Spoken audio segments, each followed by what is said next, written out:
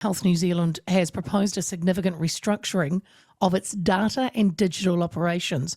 As I said, aiming to cut around 1,000 roles, just over. That's nearly half of their positions. And either halt or pause more than 100 projects. This initiative is part of a strategy to fail early, fail often, succeed over time, as outlined by Chief Clinical Informatics Officer Dr. Lara Hopley in a presentation in December. The approach emphasises minimising waste and encourages early failures as a pathway to eventual success.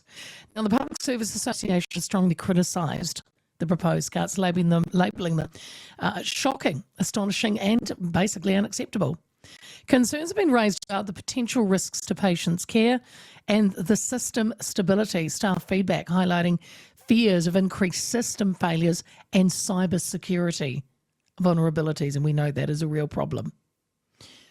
One staff member noted, "Our systems fail weekly and we are kept alive by local IT responding at pace to an urgent phone call. Remove them and their expertise and patient harm will ensue." And in response to the backlash, the PSA has requested an urgent investigation by the Privacy Commissioner into the proposed cuts. I think this is a move we haven't seen before. The Digital Health Association is also worried. They are emphasising that the reductions could have severe consequences for the country's health system. Ryl Jensen is CEO of the sector group, and she joins me now. Ryl, good afternoon. Good afternoon, Leah. Thank you very much for having me. Yeah, look, when we talk health and obviously hospitals and patients, maybe a lot of us don't think about the digital side of it and the IT side of it. And so let's talk about that. And what are the main concerns regarding these proposed cuts to the digital and data operations?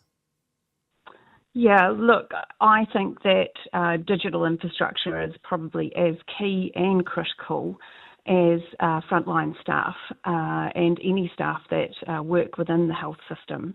And the reason for that is that good digital health systems or IT systems actually improve the productivity, efficiency, patient risk, reduce medical errors and help our clinicians and frontline staff to do their job properly. They get to spend more time doing the jobs that they're trained for, which is caring for patients, rather than actually, trying to do all the admin and behind the scenes with systems that may be out of date.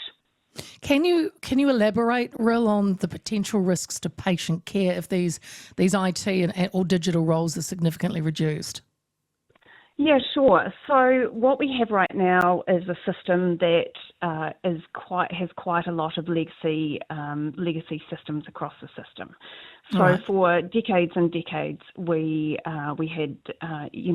funded IT across our different district health boards at different rates, and that was due to any kind of capitation funding or population funding where the DHBs got given certain amounts of money. So what we have is a system that's actually really quite disparate. And so we've ended up with a whole bunch of IT professionals that are very specific in the jobs that they do, and they're the ones that know what they're doing with those particular IT systems, especially if they're older. So if those systems, as you mentioned in your lead up to this, if they break, who's actually going to fix it?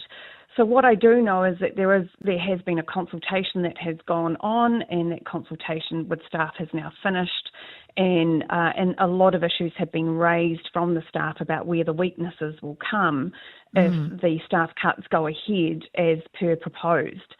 So we are looking at a reduction, a significant reduction, but when you say over 1,000 roles, it does include vacancies that won't be filled. So there's those ones. And then there is the rest of them, and some will be repurposed. There is a whole lot of new roles that are also coming in, but people have to apply for those, if that makes sense. Yep. So the net loss is probably around about 400 or 500, but at the end of the day, we don't know whether or not that's at this stage going to have a major impact on some of those very bespoke systems that have been built over the years by all the different DHBs. And I think that's where the risk is. So we fund cyber to a really good level in this country, and that's what we do well. But that cyber funding, cybersecurity funding, is only as good as the systems that are there. And so we start to see vulnerabilities when we have people leave roles and they're the only ones that knew how to work it. I mean, because we know in today's world, we are with AI and everything, and how technology is just revved up, that we are vulnerable, not just hospitals, but businesses in general, and all of us, to cyber hacking.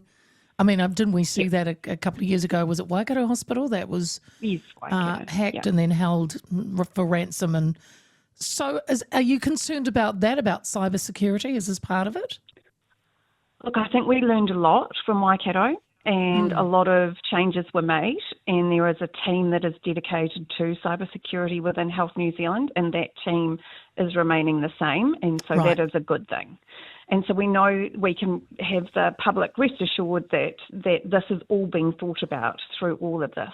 However, what the key concern is really, has this been a budget line reaction? So they've been asked to get to a number, and then the cart's gone before the horse. So should we have done the investigations first and then said, well, what is it exactly do we need? And then we look at how much we can go from there. So what are our critical systems? What are our critical projects? But moving on from that, Leah, what we've got is, again, you talked about it in your opening, we've paused a whole lot of critical ongoing work. So there was a whole lot of work that was going on around moving our systems forward, around being able to give state-of-the-art systems to both patients and clinicians and joining those up. And what we don't have is a joined-up system at the moment. And that funding was actually reprioritised in Budget 2024, so May last year. And it's from there that we have learned that Health New Zealand's in deficit, and then there's been further requests of cutting funding, which has resulted in the proposal for the staff cuts. And so it's just an ongoing reaction to the current sort of geopolitical or government sort of news of the day, really. So we must bring the public service back. So, yeah, I think that we are in a position of vulnerability. I know that the team at Health New Zealand are really working hard to make sure that those vulnerabilities are looked after, to assure the public, and that taxpayers' money is spent responsibly. So it's a very, very difficult situation. And Health New Zealand has framed it as this as a strategy to fail early, fail often, succeed over time. What are your thoughts on this approach? Oh, look, I tell you what, I think this one actually is the one that I really want to talk about, because fail fast, fail early and succeed often over time is actually an IT term. And the word fail is really loaded, right? So it's is this a Zuckerberg thing? Yeah. Well, anyone who works in IT knows this concept, and they know it well. Okay. So what it actually is agile development. So it's iterative development. So in the past, we would have set all of the everything, all the requirements out first. So we would have said, right, what is it that we need to do, and how long is it going to take to get there? And then we might work towards that goal in what they called a waterfall approach. So it might take 2 years. And by the time you get to the end of that 2 years, everything's moved on. Or you get to the end and you're like, well, we didn't find that along the way, did we? So now we have to go back and fix it. So fail fast and fail early doesn't mean failure is acceptable. It means learning quickly, so we don't waste time, money or resources.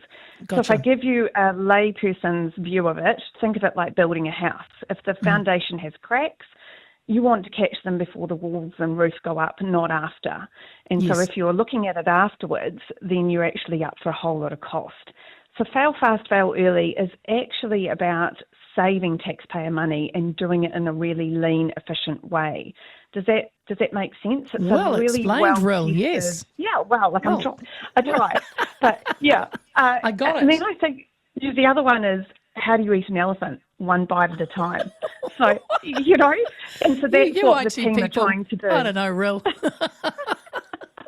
How to I don't eat an really want to elephant. eat an elephant, Leah. No, but no, yeah. thanks.